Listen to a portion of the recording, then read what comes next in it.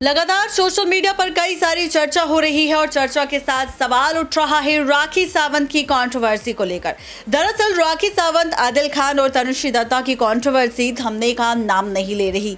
इस बीच जहां पर तनुश्री दत्ता ने एक बार राखी सावंत पर एफआईआर दर्ज की और कई सारे खुलासे नाना पाटेकर के साथ राखी सावंत पर किए, तो राखी सावंत ने भी बेबाकी से एक बार फिर से तनुश्री दत्ता पर हल्ला बोल दिया। लेकिन अब इस बीच एक बार फिर से तनुश्री दत्ता सामने आई और उन्होंने राखी सावंत पर सिर्फ आरोप नहीं लगाए, बल्कि उनके वकील ने राखी सावंत को 5 साल के लिए जेल भेजने का ऐलान भी कर दिया। क्या है पूरी खबर, तो देखिए ये रिपोर्ट।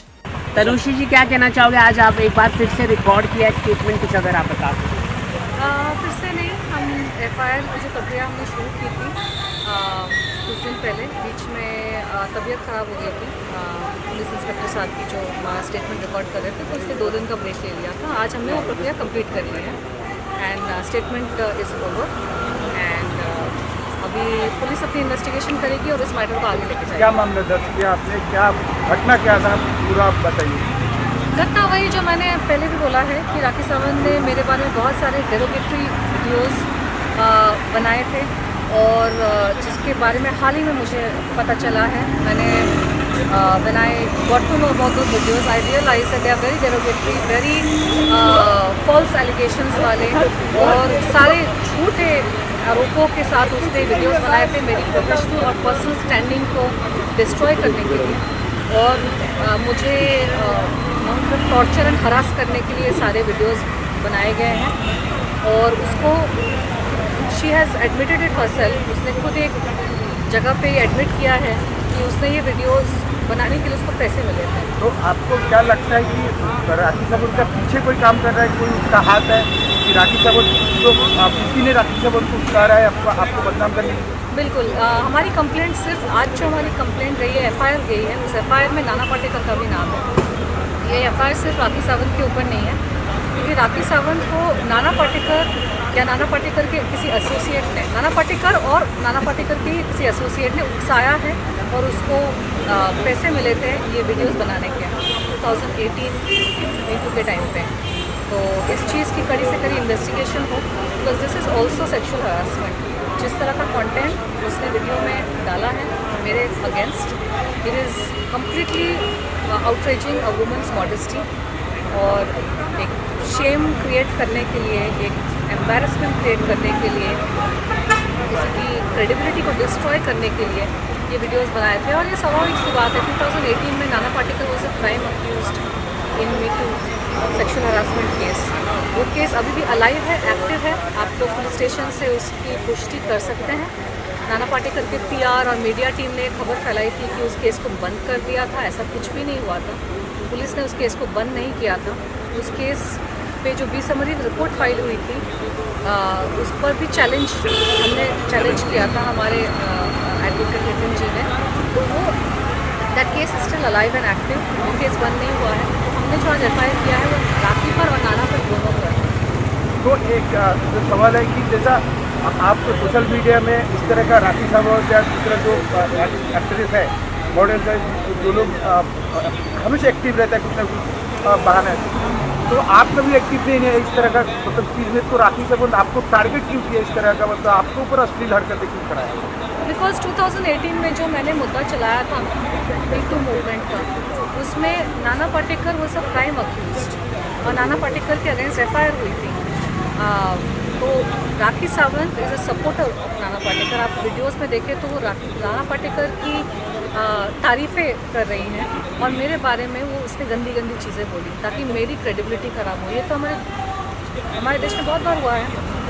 लड़की अगर अपना केस करती है सेक्शुअल हरासमेंट का, तो उसकी कैरेक्टर पे कीचड़ उछाड़ना, उसके नाम पे कीचड़ उछाड़ना, उसके प्रोफेशन को ड्रैग करना, गलत बातें बोलना। तो राखी सावंत ने वही किया। She did it at the behest of Nana Patekar.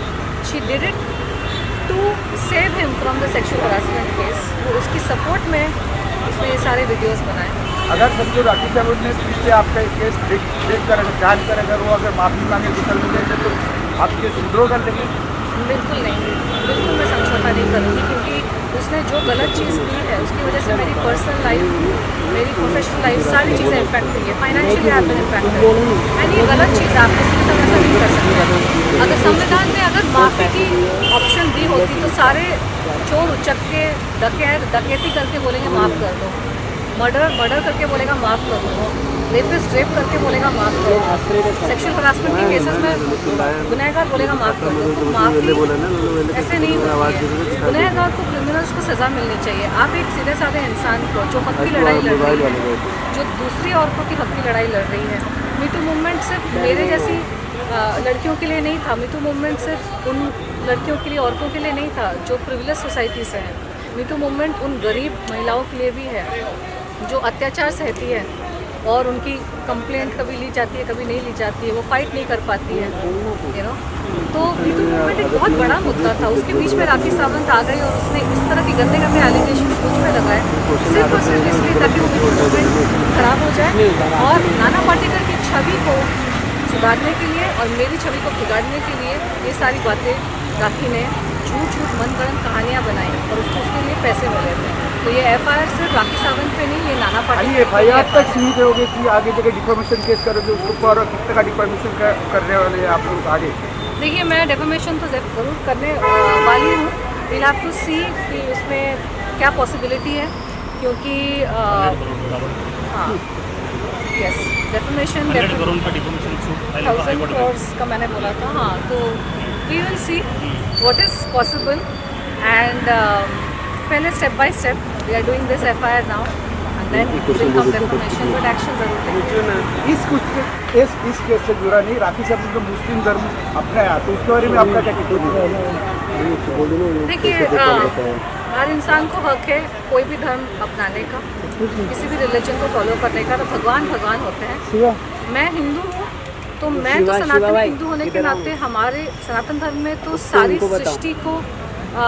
सृष्टि में भगवान है, भगवान सारी सृष्टि में है और पूरी सृष्टि में भी भगवान है। तो हम इसीलिए सनातन धर्म में सब कुछ इंक्लूडेड है। सनातनी हो के आप कोई भी धर्म, आप किसी भी भगवान की भक्ति कर सकते हैं, लेकिन धर्म परिवर्तन करके हिंदू धर्म की इंसल्ट करना वो मुझे पसंद नहीं है, क्योंकि हम सभी धर्मों की इज्जत करते हैं, सभी भगवान देवी देवताओं की इज्जत करते हैं। मेरे तो ताल्लुकात सबके साथ बहुत अच्छे हैं। पूरे ब्रह्मांड में जितने भी रिलीजन है, अभी राखी ने एक स्टेटमेंट दिया मीडिया को कि मैं तनुश्री को जेल में डाल के रहूँगी, क्योंकि तनुश्री ने मुंबई पुलिस को पैसा खिलाकर मेरे ऊपर मामला दर्ज कराया। अच्छा, ये भी हम इसके ऊपर डेफामेशन कर सकते हैं, इसकी भी कंप्लेंट कर सकते हैं कि क्या बोला उसने, मुंबई पुलिस को पैसे दिए। हाँ, चलिए आप मुंबई पुलिस को जाके कंप्लेंट, ये भी शिकायत हम इसमें ऐड कर देंगे, हम ऐड कर देंगे, बोलेंगे वो सब ऐड कर देंगे, उसके ऊपर कार्रवाई अभी है। अभी हमें पता नहीं था कि उसने ऐसा बोला है, लेकिन अभी हम जाके सीनियर इंस्पेक्टर को ये बात बता देंगे कि राखी सावंत दावा कर रही है कि रिश्वत, वो मुंबई पुलिस पर रिश्वतखोरी का इल्ज़ाम लगा रही है, पुलिस की बदनामी कर रही है। जो मुंबई पुलिस पूरी वर्ल्ड में नंबर 2 पे है। दूसरी एक चीज़ है, जैसा राखी सावंत के ऊपर शर्लिन चोपड़ा ने यही पुलिस स्टेशन में एफआईआर दर्ज कराया था, जिसमें राखी सावंत गिरफ्तार भी हो चुकी थी। बाद में ये दोनों पैचअप हुआ था कि ऐसा कि मीडिया में जो हम लोग हैं, हम लोग दोनों का खबर चलाए थे, लेकिन ऐसा कुछ नहीं कि कल उनके तनुश्री दत्ता भी पैचअप हो जाए। बिल्कुल भी नहीं, क्योंकि नहीं, शर्लिन चोपड़ा के साथ उसका क्या मैटर था, I don't know that, but Rakhi ने जो खिलवाड़ किया है ना मेरी इमेज के साथ, मेरे नाम के साथ, मेरी रेपुटेशन के साथ, उसने जिस तरह की वाहियात मनगढ़ंत कहानियाँ, गंदी एलिगेशंस, मतलब उसने कुछ छोड़ा नहीं है। और मुझे लगता है कि इस तरह के लोगों को सज़ा मिलनी ज़रूर चाहिए, वरना जो यंग जनरेशन है ना यही सीखेगी कि आप किसी के बारे में कुछ भी बोल के आपको सज़ा नहीं मिलेगी। वो आज भी बोले जा रही है, she is today also making false allegations. उसने जो फॉल्स एलिगेशन है मुंबई पुलिस को रिश्वत देने की जो उसने बात कही, this is a very big allegation. उसकी आदत है राखी सावंत की किसी को भी लेकर कुछ भी अनशन, सारे हस्बैंड्स के ऊपर उसने सेम एलिगेशंस लगाए। पिछले 20-25 साल से शादियाँ कर रही है, डिवोर्स कर रही है, लूट रही है लोगों को और एलिगेशंस लगा रही है। तो अब वक्त आ गया है कि राखी सावंत की जो ये एक्टिविटीज़ है उसको प्रॉपरली एक्सपोज हो इसका जाए। वजह लास्ट का एक सवाल है कि आप मुंबई पुलिस से क्या कहना चाहोगी कि राखी सावंत जिस तरह से एलिगेशन किया मुंबई पुलिस को, और आप क्या चाहोगी एक्शन किस तरह का हो? क्या उसने एलिगेशंस मीडिया में खुले में यस यस, मीडिया में दिया अभी तक बाइट लेके आया सब लोग आपकी तरफ। टुडे? तो सुना दे किशन माय गॉड, आज ही एफआईआर हुआ, आज जो ही एलिगेशन वो लगाया आज उन्होंने उसने एलिगेशन किया। क्या पहली क्या बात तो क्या क्या वही- राखी ने जो एलिगेशन किए, हाँ रिश्वत ये बोल रहे हैं कि आज की बात है। एलिगेशन ऐसे किए हैं कि पुलिस ने पैसा खाकर हत्या का एफआईआर लिया, उसके खिलाफ झूठा केस लिया, ऐसा उसका एलिगेशन है। मुंबई पुलिस पैसा खाती है, ऐसा उसका कहना है। आज उसने मुंबई पुलिस के ऊपर लांछन लगा दिया, उनके ऊपर डाउट क्रिएट किया है। हाँ, सबका पुलिस के ऊपर भरोसा है। देखिए, पहली बात तो ये एफआईआर लेने के लिए किसी को कुछ देना नहीं पड़ता। अगर आप गुनहगार हैं, अगर आपने क्राइम किया है, अगर आप पे धाराएं फिट बैठती है तो पुलिस एफआईआर ले लेगी। पुलिस का तो काम ही है एफआईआर कंप्लेंट लेना। तो उसमें ये तो लॉजिक भी नहीं बैठता। मैं सफाई नहीं दे रही हूँ, मैं बस एक बात बोल रही हूँ कि राखी का दिमाग कितना शैतानी है कि अब जब उसको रियलाइज़ हुआ कि मैं तो मेरी कंप्लेंट अंदर जा चुकी है। एक्चुअली पुलिस मेरा तब भी कंप्लेंट ले चुकी थी। बीच में एक पुलिस इंस्पेक्टर की तबीयत ख़राब हो गई, फिर मैं भी थोड़ा बिजी थी, मेरी तबीयत ख़राब थी थोड़े टाइम पे, तो इसीलिए आज, वरना ये 2 हफ्ते पहले ही एफआईआर हो जाता। कि बातों में कोई लॉजिक नहीं है। वो अपने आप को बचाने के लिए किसी के भी दामन पे दाग लगा सकती है। अभी आप खुद ही देख लीजिए, एफआईआर की प्रक्रिया ऐसी होती है, anybody can do FIR, anybody can do FIR. अगर धाराएं लागू होती है, और राखी सावंत के मामले में तो वीडियो प्रूफ है, उसने जो क्राइम किया है मेरे अगेंस्ट, वो इंफॉर्मेशन टेक्नोलॉजी के तहत आता है, उसमें पूरा वीडियो प्रूफ है, तो धाराएं तो लगती ही है उसमें। पुलिस ने एफआईआर ले लिया।